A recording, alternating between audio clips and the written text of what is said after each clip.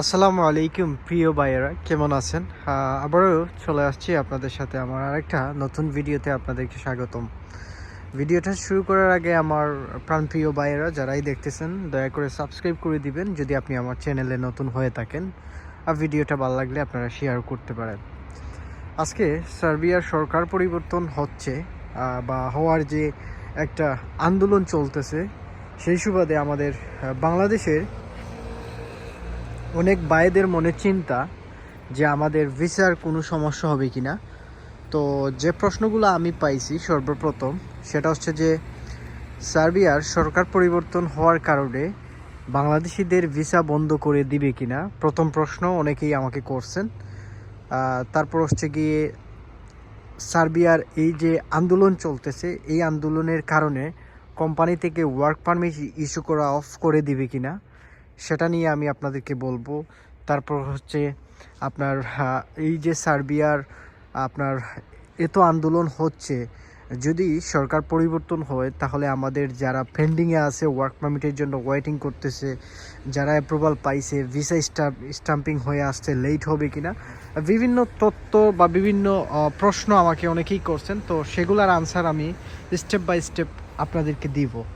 প্রথম অবস্থায় সার্বিয়ার সার্বিক পরিস্থিতি সম্পর্কে যারা আমাকে জিজ্ঞেস করছিলেন, আমি আপনাদেরকে বলি 2 দিন আগেও কিন্তু এবং স্টিল নাও সারা সার্বিয়া জুড়ে সমগ্র সার্বিয়ার একেবারে ছাত্র এবং সাধারণ জনগণ সহ বিরোধী দলীয় পার্টি সহ সবাই প্রেজেন্ট যে প্রেসিডেন্ট আছে সার্বিয়ার, বর্তমান যে সরকার আছে, বর্তমান যে সরকার যারা দেশকে পরিচালনা করতেছে, তাদের বিরুদ্ধে দুর্নীতির অনেক অভিযোগ আছে এবং তারা বিগত কয়েক বছর ধরে সার্বিয়াতে তারা বিভিন্ন ধরনের অপকর্ম করে আসতেছে।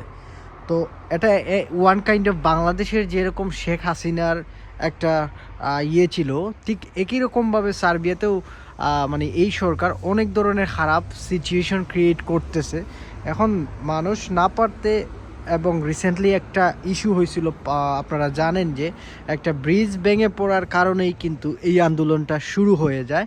কারণ তখন সার্বিয়ার মানুষগণ তারা সবাই মানে হয়ে একসাথে হয়ে জড়ো হয়ে এই ব্রিজ ভেঙে পড়ার কিছু মানুষের মৃত্যু হয়েছে, সেই সুবাদে সেখান থেকেই কিন্তু সার্বিয়ার সরকার বিরোধী আন্দোলনটা তৈরি হয়ে যায়।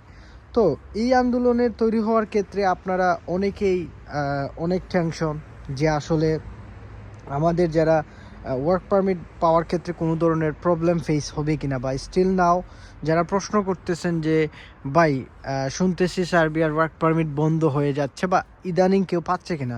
ইদানিং অনেকেই ওয়ার্ক পারমিট পাচ্ছে। তো আমাকে অনেকেই ইনবক্সে নক করেন যে ভাই আসলেই কি পারমিট বের হচ্ছে নাকি এগুলা এডিটিং বা আমাদেরকে ফেক ওয়ার্ক পারমিট দেয়া হচ্ছে।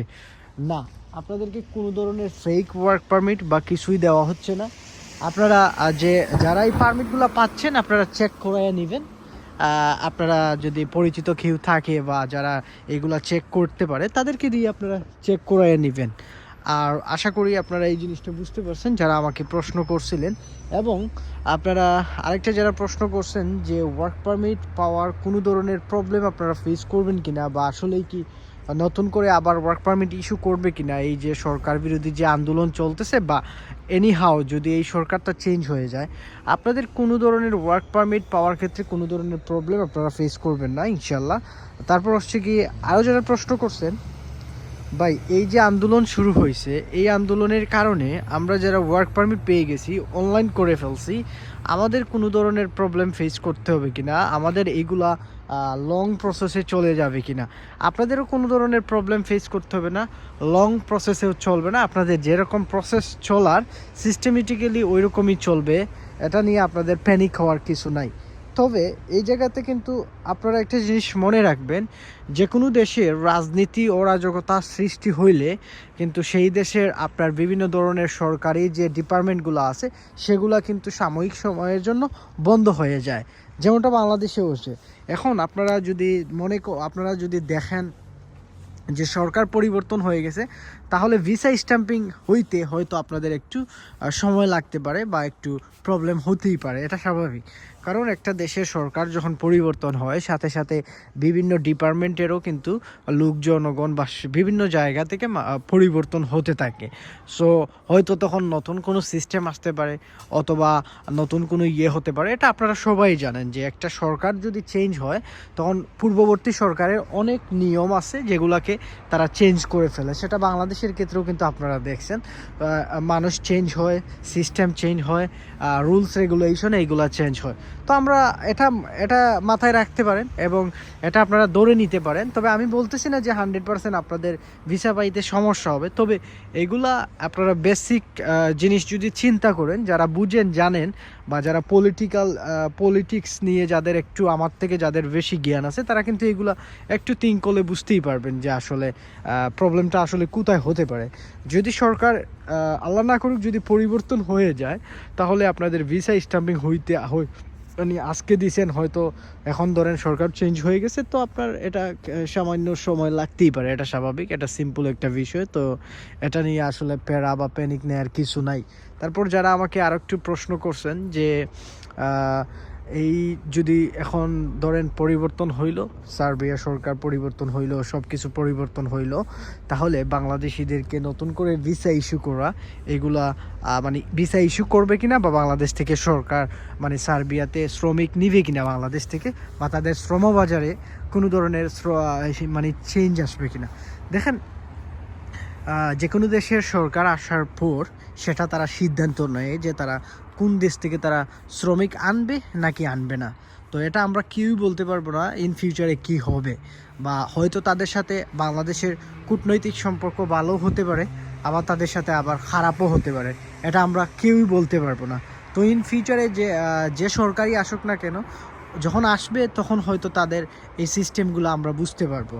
তবে আমি মনে করি যেরকমটা বাংলাদেশে তাদের দেশে মানে বিভিন্ন দেশে শ্রমিক দরকার পড়ে, যেহেতু সার্বিয়াতে প্রতিনিয়ত শুধু বাংলাদেশ থেকে না, বাংলাদেশ, ইন্ডিয়া, নেপাল, পাকিস্তান ওই সব দেশ থেকেও কিন্তু সার্বিয়াতে অনেক শ্রমিক যায়। সো সেই ক্ষেত্রে প্রবলেম বা বাংলাদেশিদের জন্য এরকম আমি মনে করি না যে কোনো রকমের প্রবলেম বা কিছু আপনাদেরকে ফেস করতে হবে, এরকম কিছুই হবে না ইনশাল্লাহ। তবে আমি চাই যে আসলে এই সরকার এইগুলা চেঞ্জ না হলে বাংলাদেশিদের জন্য অনেক ভালো হবে।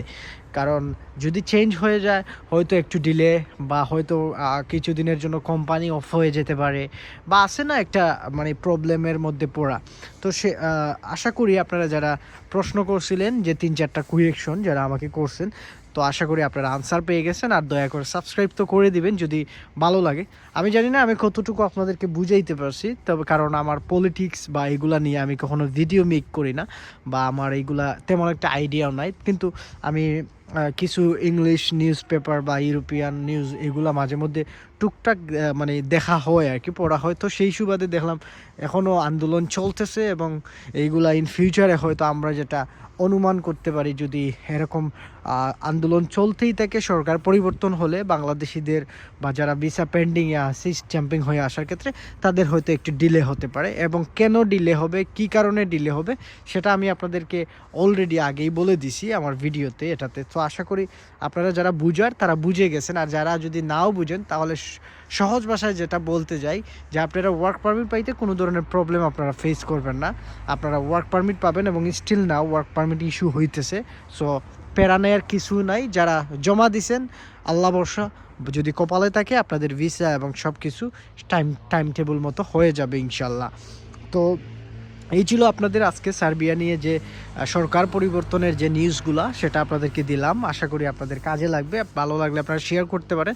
পরবর্তীতে আপনারা কোন টপিক নিয়ে ভিডিও দেখতে চান, কোন দেশ নিয়ে ভিডিও দেখতে চান, কিছু ভাইয়েরা আলবেনিয়া নিয়ে ভিডিও দেখতে চাচ্ছেন, আমি আলবেনিয়া নিয়ে ভিডিও আগামীকাল করে নিব।